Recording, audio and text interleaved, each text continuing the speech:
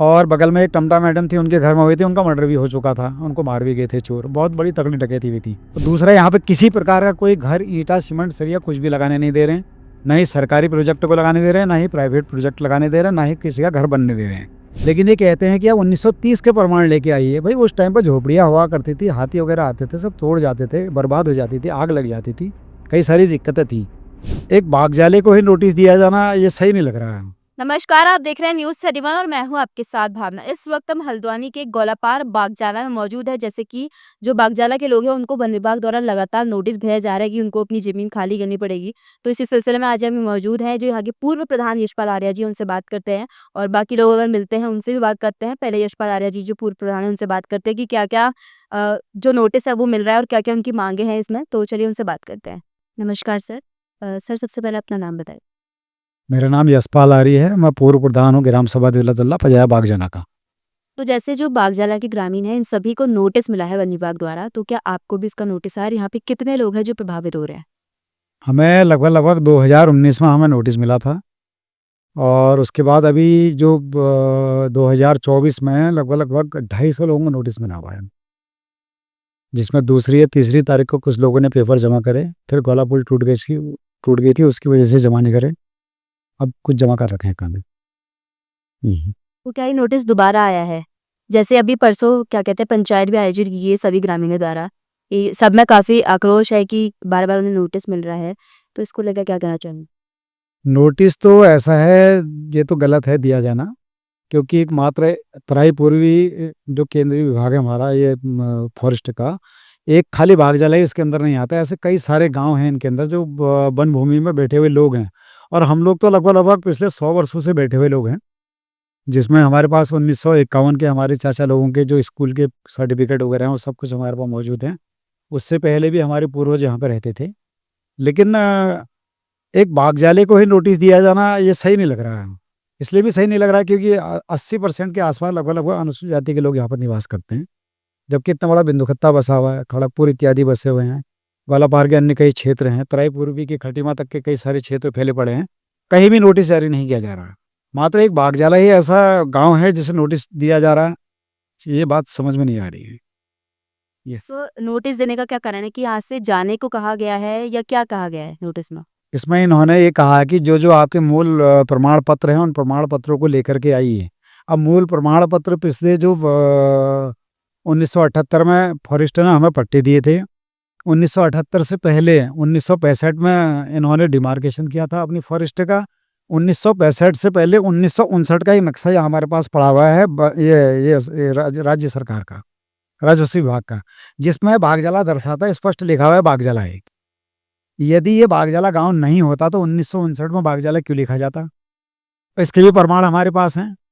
लेकिन ये कहते हैं कि आप 1930 के प्रमाण लेके आइए। भाई उस टाइम पर झोपड़ियाँ हुआ करती थी, हाथी वगैरह आते थे, सब तोड़ जाते थे, बर्बाद हो जाती थी, आग लग जाती थी, कई सारी दिक्कतें थी।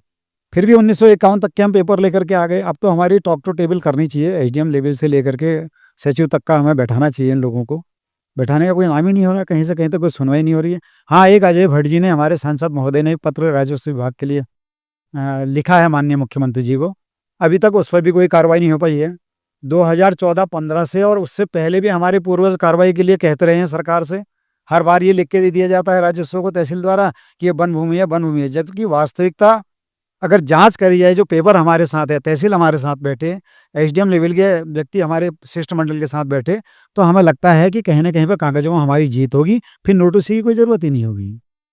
इसलिए नोटिस दे दिए जा रहे हैं, जबरिया नोटिस हैं। मतलब अभी बस नोटिस ही मिल रहा है और कुछ अभी तक कार्रवाई के आगे हुई है इसकी या कोई विभाग का अधिकारी यहाँ आया? हुई है। अभी जब ये कुछ ग्वालापार क्षेत्र कोहरपुर तक का जब जिला विकास प्राधिकरण के द्वारा जब रोक लगाई गई थी, उस दौरान बागजाले के ही वन विभाग के लोगों ने बागजाले के 6 से 8 मकान के बीच में उनको तोड़ा गया। दूसरा, यहाँ पे किसी प्रकार का कोई घर, ईटा, सीमेंट, सरिया कुछ भी लगाने नहीं दे रहे हैं। ना ही सरकारी प्रोजेक्ट को लगाने दे रहे हैं, ना ही प्राइवेट प्रोजेक्ट लगाने दे रहे हैं, ना ही किसी का घर बनने दे रहे हैं। जबकि आज परिवारों के हिस्से हो चुके हैं, अलग अलग परिवारों के बच्चे अलग अलग हो चुके हैं, अपना अपना मकान लगाना चाह रहे हैं, उनको भी अनुमति नहीं दी जा रही है। और दूसरा, जिला विकास प्राधिकरण का नाम लेकर के ये कार्रवाई की गई, जबकि पूरे ग्वालापार क्षेत्र कोहरपुर से ऊपर तक अभी तक कई सारे ऐसे मकान बन चुके हैं जिसमें जिला विकास प्राधिकरण भी आंख मूंदे हुए है और वन विभाग भी आंख मूंदे हुए हैं। बड़ा दुख का विषय होता है। ये है दिक्कत, और क्या दिक्कत थी। और जैसे आपने बताया कि 250 लोगों से ज़्यादा को नोटिस मिला है, तो क्या वो जितने भी लोग हैं उन सबकी प्राइवेट प्रॉपर्टी है या ये सरकारी भूमि है? देखिए, जब उन्होंने नोटिस भेजा है, तो उन्होंने अपनी सरकारी संपत्ति समझा है इसको। हमारा मानना है कि हम पिछले जब 100 सालों से यहाँ बैठे हुए लोग हैं, अब भिन्न-भिन्न प्रकार के लोग जो अपने आस-पड़ोस में लोगों ने बैठाया है, पहले डर भी लगता था चोरों का, डकैतों का, जैसे 1971 में हमारे घर में डकैती हुई थी, खुद हमारे घर में। और बगल में एक टमटा मैडम थी, उनके घर में हुई थी, उनका मर्डर भी हो चुका था, उनको मार भी गए थे चोर, बहुत बड़ी तगड़ी डकैती हुई थी। तब अपने-अपने रिश्तेदारों को लेकर आदमी अगल-बगल बसाता था। अब वो बसे हुए लोग हैं। 1978 में मैंने बताया आपको, पूर्व में भी कुछ लोगों को तो पट्टे मिले, बाकी लोग छूट गए। अब कई सारे परिवार जो परिवार बढ़ गए, तो उनके कई सारे घर बन गए। अब उनके पास कोई ऐसे दस्तावेज़ तो है नहीं। जो पुराने दस्तावेज़ हैं, वो यही हैं, जो हमने सब कलेक्ट कर रखे हैं। एक पूर्व प्रधान होने के नाते और पुराने 5वीं पीढ़ी जो हमारी यहाँ पर चल रही है, उसके नाते हमने जो भी पेपर इकट्ठे करे थे, हमने कर रखे हैं। सरकार इनको देखे, व्यक्तिगत नोटिसों को ना देखे। ऐसे तो व्यक्तिगत नोटिस मैंने बताया, तो कई सारे तराई पूर्वी के अंदर ऐसी भूमि है जो वहाँ तो कहीं भी नहीं जा रही नोटिस। अभी जातिवाद नहीं है तो क्या है? इसलिए इसको समझना होगा, सरकार को भी समझना होगा, और जो हमारे यहाँ पे जनप्रतिनिधि हैं, विधायकगण हैं और सांसद महोदय हैं, या स्थानीय ग्राम प्रधान हैं, जनप्रतिनिधि हैं, उनको भी समझना होगा कि आखिर ये पहाड़ मूल निवास के लोग इस तरीके से जो परेशान हो रहे हैं, तो क्यों हो रहे हैं? हमें सहायता मिलनी चाहिए। तो जैसे उस दिन पंचायत का आयोजन किया था, क्या अब आगे ग्रामीणों ने कुछ सोचा कि अब आगे क्या करेंगे? क्योंकि ज्ञापन भी सौंप दिया है, तो अब आगे कुछ सोचा है आप लोगों ने कि अगर दोबारा अगर नोटिस आता है या दोबारा कुछ कार्रवाई हो तब क्या करेंगे? नहीं, अभी तो जो नोटिस हुआ है, अभी ये कुछ डेट लगी हुई है इसी महीने की, उसमें 26-27 की डेट कुछ ऐसी आजकल कल की डेट है, थी या है। उस दिन तो हम थे नहीं, स्वास्थ्य खराब हो रहा था। मगर यह है कि उस डेट में क्या सुनवाई होती है, उसके बाद ही कोई निर्णय लिया जाएगा। ये है मेन चीज़। तो कहीं न कहीं आप ये भी कह रहे हैं कि आप लोगों को टारगेट किया जा रहा है, जो उधर के एरिया है वहाँ पर अभी तक कार्रवाई नहीं हो रही है। बिल्कुल हकीकत है, इतना बड़ा दमा-ढुआ बैठा हुआ है, इतना बड़ा ग्वाला नदी में, पूरी ग्वाला नदी अभी सामने, हमारे सामने पे घिरी हुई ग्वाला नदी है। वो भी तराई पूर्वी और छकाता रेंज के अंदर आती है। पूरे ग्वालापार क्षेत्र में देखिए, सितारगंज में देखिए, खटीमा में देखिए, टनकपुर में देखिए, जो तराई पूर्वी के अंदर आता है। ऐसा क्यों हो रहा है भाई? तराई पूर्वी ही इतना एक्टिव क्यों हो रहा है? वो भी खास तौर से एक बाघ जिले को लेकर टारगेट किया जा रहा है। ये तो गलत है, गलत तो गलत ही है, चाहे कुछ भी हो। इसलिए हम डिमांड कर रहे हैं कि सरकार के प्रतिनिधियों से भी और सरकार के कर्मचारियों से भी कि हमें सुने, हमें समझे, हमारे पेपरों को देखें। यस है तो यस बोले, ना है तो ना का हमें लिखित में दे दें कि ये चीज़ मान्य नहीं है, पेपर तुम्हारे कोई मान्य नहीं है, लिखित में दे दें हमें। फिर हम आगे की कार्रवाई आगे करेंगे। ऐसा अवसर ही नहीं दिया जा रहा, बैठने का अवसर ही नहीं दिया जा रहा, पता नहीं क्या हो रहा है। जबकि वनाधिकार अधिनियम 2006 के अंतर्गत हमारी एक समिति बनी हुई थी पूर्व में, जो हमारे खेत में एक ट्यूबवेल लगा हुआ है। उस टाइम पे भी डीएफओ साहब ने हमको ऑर्डर दिया, उसमें लिखित दिया था कमिश्नर साहब ने भी कि आप ट्यूबवेल लगा सकते हैं। नलकूप विभाग ने ट्यूबवेल लगाया, सिंचाई की व्यवस्था हुई, सड़कों की व्यवस्था हुई है, प्राइमरी स्कूलों की हुई है। कई सारी ऐसी सरकार की सुख सुविधाएं हमारे गांव के अंदर पहुंच गई हैं। यहाँ तक कि प्रधानमंत्री नल योजना, हर घर नल योजना भी हमारे घरों पहुंचा हुआ है। कई सारे केंद्र सरकार की योजनाएं पहुंच रही हैं।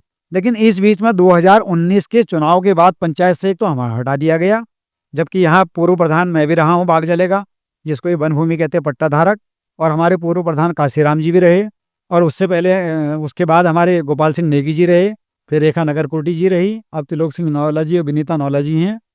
लेकिन 2019 की जुलाई से हमारे मतदाताओं को अलग थलग कर दिया गया, ये मतदाता सूची से हमारे नाम हटा दिए गए। वो भी हमारी डिमांड है कि हमारे 8 और 9-8 को जो इन्होंने कैंसिल किया था, उसको पुनः शामिल किया जाए। और क्या-क्या माँगे? क्योंकि जो पंचायत है उसमें काफ़ी माँगे सामने आई थी, तो क्या-क्या माँगे हैं? मांग हमारे सबसे बड़ी यही है, राजस्व की मांग है, और दूसरा बंदोबस्ती, और जो हमारी जो उस टाइम पर ये हमारे घर के ऊपर आप देखेंगे ये लैंड जो पड़ी हुई है, ये भी ऐसी लैंड थी जो आज 1959 में इसको वर्ग 1 कॉमा डाला गया, और हमारे गांव की 3 जमीनें नीचे ऐसी हैं जिनको वर्ग 1 कॉमा डाला गया है। वर्ग ख की जमीन थी, वन भूमि की जमीन थी, उनको भी पक्का किया गया है। लेकिन बीच के धड़े में जहाँ पे अनुसूचित जाति की 63 पट्टा धारक रहते थे, उन्हीं लोगों को छोड़ा गया है। पूरब में पक्की जमीन, दक्षिण में पक्की जमीन, उत्तर में पक्की जमीन, और ये पश्चिम की तरफ को हमारा जो है हाथी का टेरिटोरी, ये जो चिड़ियाघर का है, पूरा दीवार वन विभाग ने अपनी पूरी दीवार दे रखी है। गांव की जमीन को छोड़ करके अपनी जमीनें अलग कर रखी हैं। उसके बावजूद भी प्रताड़ित करना और मानसिक रूप से हरेसमेंट करना, ये गलत है।